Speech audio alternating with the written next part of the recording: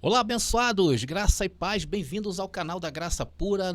Eu me chamo André Pimentel, estamos juntos mais uma vez. Bom, queridos, quem está acompanhando a nossa refutação ao que nos acusam, o sistema religioso de sermos uma heresia, porque anunciamos que a ressurreição dos mortos já é passado, ou seja, que já aconteceu.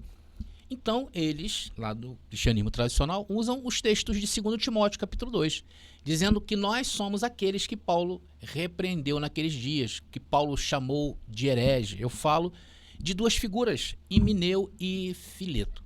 Então, estamos apresentando a refutação e provando que o problema entre Paulo e Himeneu não foi por causa da ordem da natureza da ressurreição dos mortos, porque, segundo a visão judaica sobre ressurreição, ambos compartilhavam da mesma visão. Quem viu a primeira parte vai entender muito bem o que eu estou falando.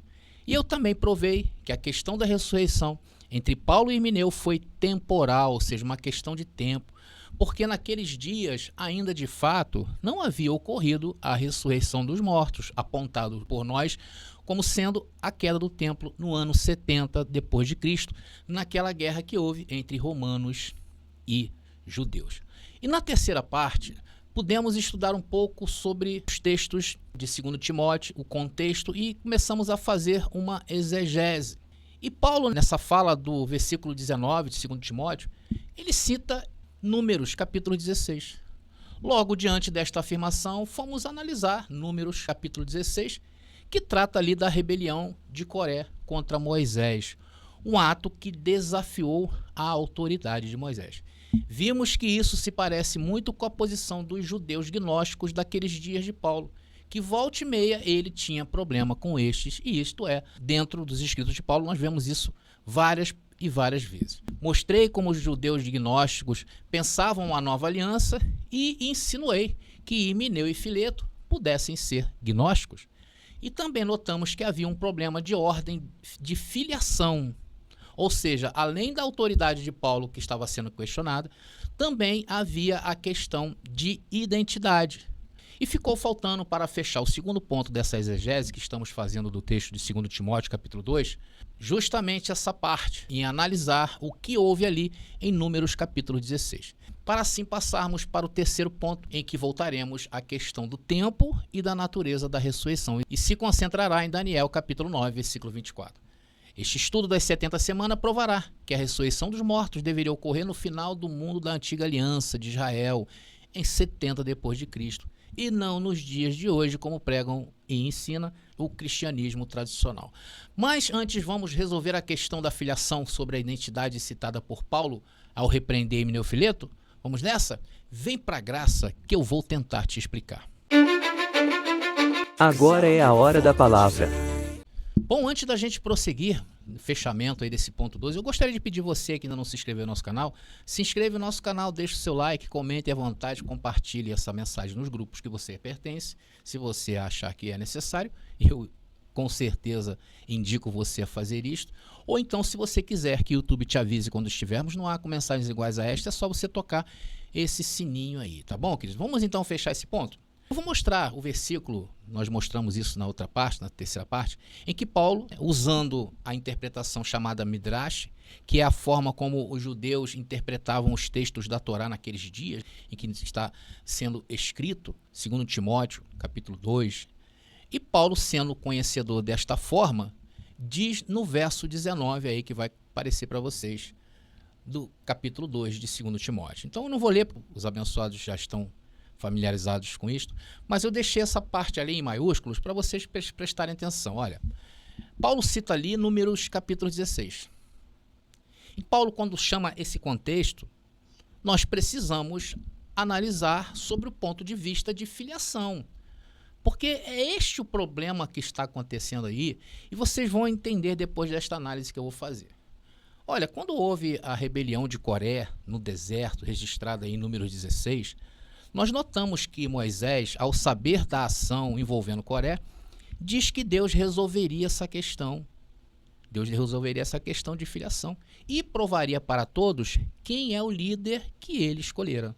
Vamos acompanhar Moisés agora, lá em Números, capítulo 16, versículo 29. Aqui começa o nosso passeio, vamos usar bastante as escrituras, ainda bem, Moisés se pronuncia ali, diz assim, olha, se esses homens morrerem naturalmente, como todos os homens, ou se forem visitados pelo destino comum de todos os homens, então o Senhor não me enviou. Essa era a prova que Moisés fez ali.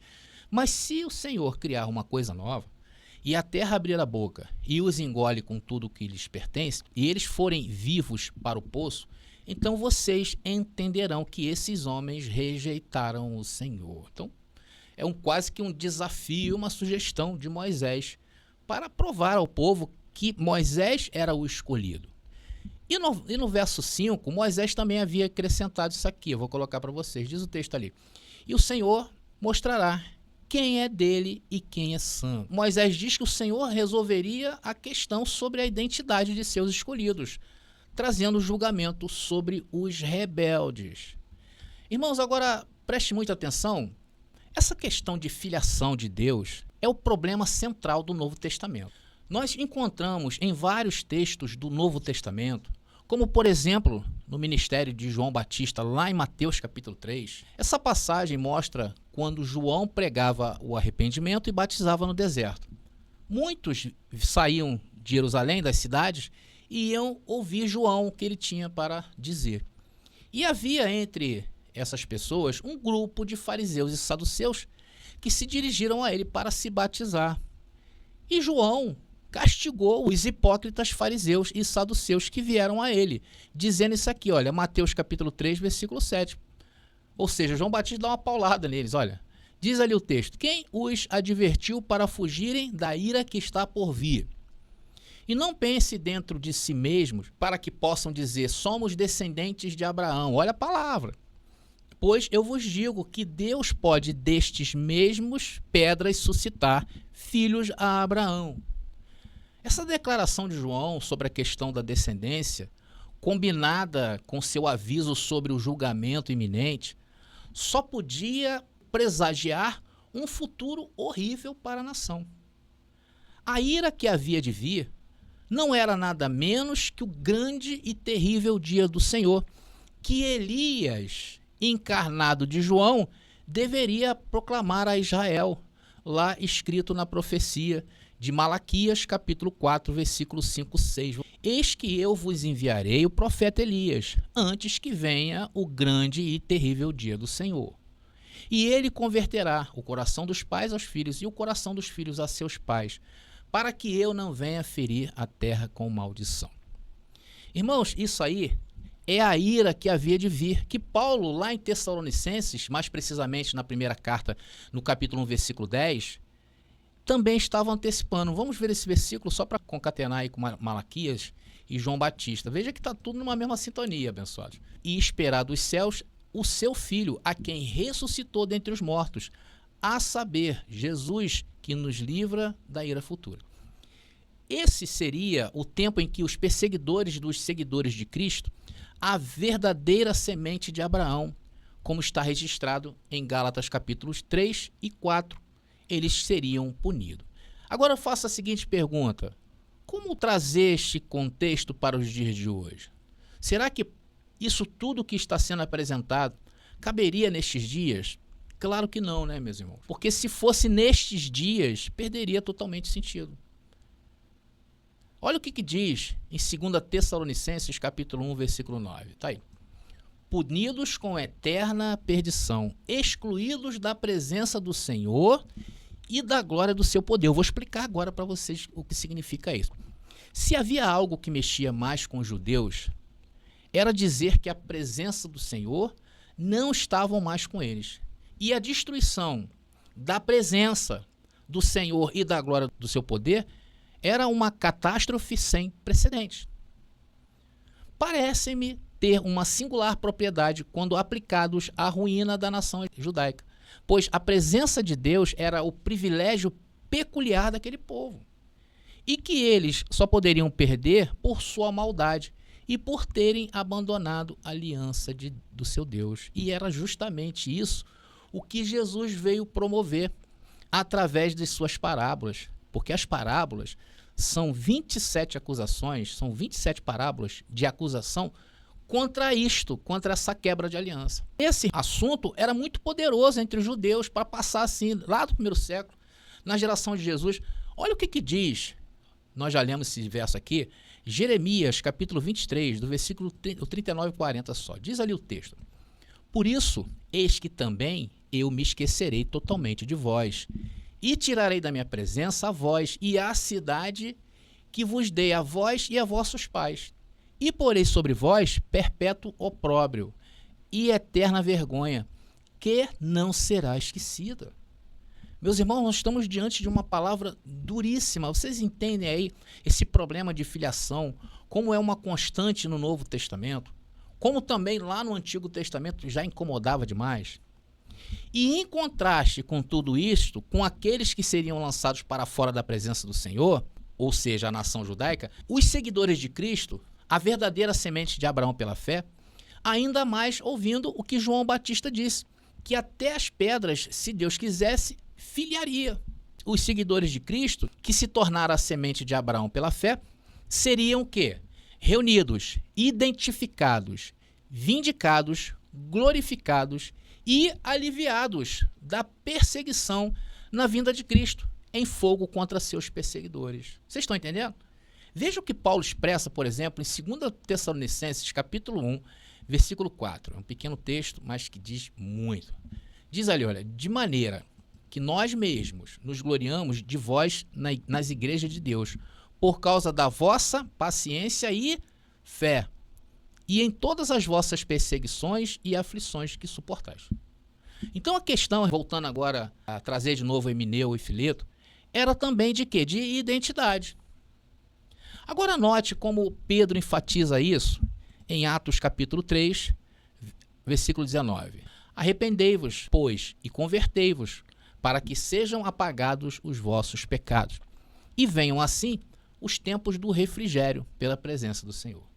Pedro pediu à sua audiência que se arrependessem, para que Yahvé lhes concedesse um tempo de respiro antes do julgamento vindouro. Ele chamou a atenção deles para Jesus como cumprimento da promessa de Deus a Abraão, assim como a Moisés e a Israel. E observe atentamente o que Pedro completa agora nos versos 22 e 23 de Atos, capítulo 3. Pois Moisés realmente disse aos pais: o Senhor, vosso Deus, vos suscitará da vossa fraternidade um profeta semelhante a mim. E a ele ouvireis em tudo quanto vos disser. E acontecerá que toda alma que não ouvir aquele profeta será exterminada do meio do meu povo. Pedro, irmãos, deixa claro que aqueles que se recusassem a acreditar em Jesus como Messias profeta não estariam em obediência a Moisés e seriam o quê? Cortados, literalmente, exterminados do meio do seu povo. Agora note cuidadosamente, aqueles que rejeitaram Jesus não são mais chamados de povo. Os seguidores de Cristo seriam o povo. Esta é uma redefinição radical de o povo como pessoas de fé e não de raça. O remanescente de Israel, aqueles que aceitaram Jesus como Messias, e qualquer pessoa e todos que da mesma forma o aceitassem por fé, seriam o povo. Mas aqueles de Israel que o rejeitaram não seriam mais o povo. Essa troca da aliança, é isso que está acontecendo no ano 70. E a ressurreição dos mortos, ela visa justamente essa parte, esse ponto da história. Lá em Romanos, Paulo ensinou que a semente abraâmica da carne não era mais o verdadeiro Israel. Né? Vamos ver essa passagem? São duas passagens em Romanos, no capítulo 2 e no capítulo 9. No capítulo 2, versículo 28, diz ali: porque não é judeu o que o é exteriormente, nem é circuncisão a que o é exteriormente na carne. Agora o versículo 6 do capítulo 9.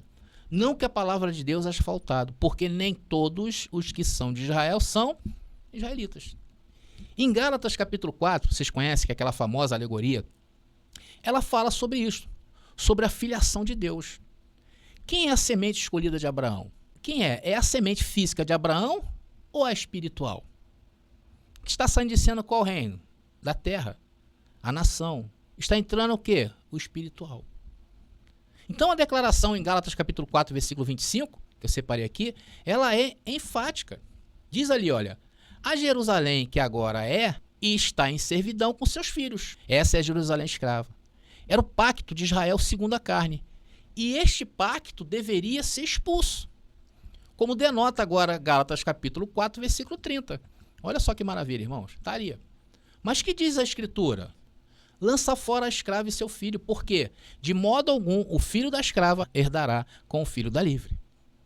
Em Filipenses capítulo 3, versículo 2, Paulo se dirige à igreja e diz: nós somos a circuncisão.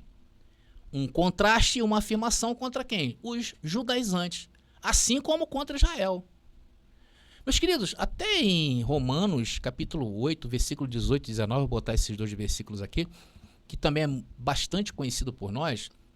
Olha aí, diz ali o texto: porque para mim tenho por certo que as aflições deste tempo presente não são para comparar com a glória que em nós há de ser revelada. E que glória é essa? Porque a ardente expectação da criatura espera a manifestação dos filhos de Deus. Até nestes textos também, creio eu, a questão e a controvérsia também é sobre a filiação de Deus. Paulo disse que a criação ansiava pela manifestação dos filhos de Deus. Então esse desejo ardente de ver e experimentar essa identidade e manifestação não pode ser outra coisa a não ser que havia a controvérsia e dúvida sobre essa questão.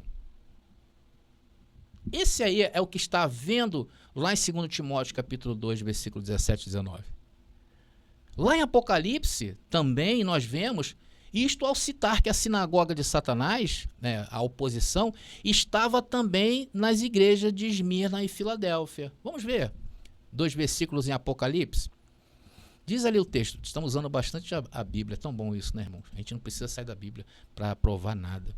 Diz ali o texto de Apocalipse capítulo 2, versículo 9. Conheço as tuas obras e tribulação e pobreza, mas tu és rico. E a blasfêmia dos que se dizem judeus e não o são, mas são o quê? A sinagoga de Satanás. O versículo, agora capítulo 3, versículo 9, quase que a mesma coisa. E eis que eu farei aos da sinagoga de Satanás, aos que se dizem judeus e não são, mas mentem, eis que eu farei que venham e adorem prostrados a teus pés e saibam que eu te amo. Então, queridos, notoriamente isto só pode estar se referindo ao judaísmo gnóstico do primeiro século. Porque os judeus, na sua raiz, na sua essência, não aceitavam o movimento cristão. Os que foram se chegando foram justamente os judeus gnósticos. Por isso, meus queridos, que a queda do templo, a queda de Babilônia, a cidade onde o Senhor foi morto, seria o sinal definitivo da identidade do verdadeiro povo de Deus. É isto que nós estamos vendo. É isso que está acontecendo. O Senhor traria juízo sobre aqueles que afirmavam ser filhos de Deus, mas que, na verdade, eram rebeldes contra os escolhidos de Deus. Irmãos, a queda de Jerusalém decidiu a questão sobre quem são os filhos de Deus, a manifestação dos filhos de Deus. A luta entre os judeus, os mestres judaizantes e os apóstolos, especialmente o apóstolo Paulo, percorre todas as epístolas de Paulo. Verdade dessa afirmação, ela não pode ser negada, irmão. E não há dúvida que em 2 Timóteo, capítulo 2, versículo 17 e 19, uma das questões é a identidade dos filhos de Deus. Vou colocar aqui de novo, para refrescar nossa mente. Tá aí, ó. Tá aí. Aqui Paulo menciona Himeneu e depois diz: no entanto, Deus sabe quem são os seus. Paulo estava dizendo que, apesar das afirmações de Himeneu, Deus conhece seus verdadeiros filhos. Assim, o uso de Números, capítulo 16, por Paulo, contém o aviso implícito mais claro de um julgamento iminente sobre os falsos filhos. Assim como Deus deu a Israel um sinal, a destruição de Coré e seus seguidores, que identificou em Número 16 os verdadeiros filhos de Deus, ele estava prestes a dar outro sinal para confirmar a identidade do verdadeiro Israel.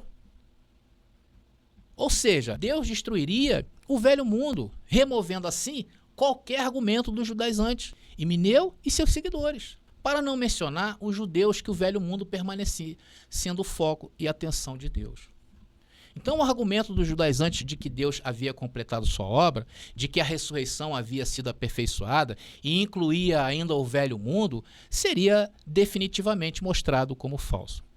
Esse foi, irmãos, o principal e o âmago do debate, do embate entre Paulo, Himeneu, Fileto, e agora eu coloco nesse saco todos os judaizantes gnósticos daqueles dias, que quiseram de alguma forma colocar a nova aliança ainda sujeita ao antigo pacto. Irmãos, e na verdade, se vocês observarem, quem herdou essa herança maldita de Himeneu e Fileto e dos judaizantes é o sistema religioso, que segue uma aliança que parece ser nova, porém travestida da lei de Moisés. Por esta razão, muitos não enxergam o reino de Deus. Então eu chego à conclusão que é impossível que a discussão de Paulo e Himeneu era por causa da natureza da ressurreição. Isso não é verdade. O problema era que o que se originaria se Paulo não saísse em defesa do novo pacto e dos filhos de Deus, que agora não seriam mais uma raça, e sim um povo. Entenderam, abençoado? Bom, irmãos, continue acompanhando essa série de mensagens, que vem mais coisas muito interessantes por aí, como a que nós analisaremos ali, a próxima a seguir, sobre Daniel, capítulo 7, que aí sim vamos abordar a natureza da ressurreição e vamos provar como ela é vista biblicamente dentro dessa visão midrash, que é a visão do antigo pacto, em que os judeus faziam ali a sua exegese dos escritos bíblicos, e não a do sistema religioso, que descontextualizou Himeneu e Fileto, e hoje os que seguem Himeneu e Fileto, na verdade, são eles. Tá bom, abençoado? Então, eu vou ficando por aqui, e mais uma vez, muito obrigado a todos vocês aí que me acompanharam até agora. Graça e paz, e até a nossa próxima mensagem. Descubra 33 Maneiras de Matar o Diabo, uma obra corajosa de André Pimentel, que explora as 33 passagens bíblicas que mencionam o temido diabo. Desvende os mistérios, enfrente dogmas e desafie crenças arraigadas. Cada página é uma revelação, cada passagem um convite à compreensão profunda. Não temo o desconhecido, abrace-o. Adquira o livro agora no WhatsApp 21 979 87 46 68 e embarque nessa jornada reveladora. Eu caminhei na escuridão, buscando uma razão, ouvindo tantas vozes, questionando a verdade e a salvação. Mas encontrei no passado o que muitos não conseguem ver, que as promessas já cumpridas são o que nos fazem renascer. Eu sei que a ressurreição já aconteceu. No fim de uma era o tempo se perdeu. Não é sobre um futuro que ainda vai chegar, mas sobre a história que Deus já veio completar.